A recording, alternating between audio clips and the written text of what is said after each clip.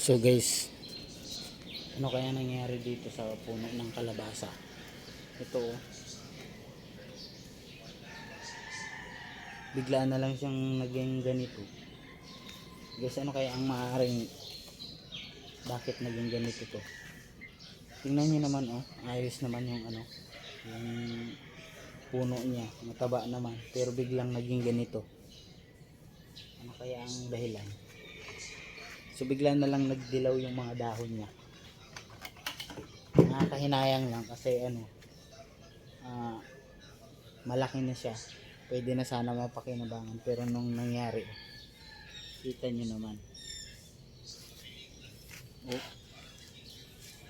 hindi ko alam kung anong dahilan bakit naging ganito to.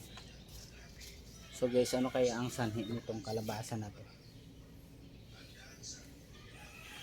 Bigla na lang nagdilaw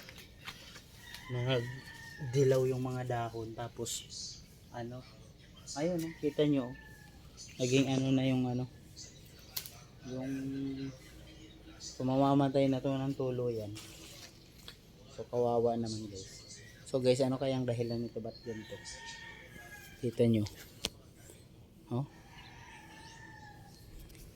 okay naman yung puno guys oh. So comment kayo guys kung ano kayang sanhi nitong ganitong ano nangyari.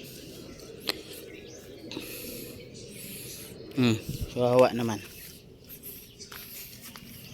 Okay naman yung puno, pero bigla siyang naging ganyan no. So may ganito rin kayong puno guys, yung ano ng kalabasa, puno ng kalabasa oh, ang nangyayari dito, bigla na lang siyang na ano, ayan oh, kita nyo oh, wala na to guys. Hindi ko alam kung anong dahilan nito. So comment guys kung anong ba ang ano dahilan kung bakit ganito.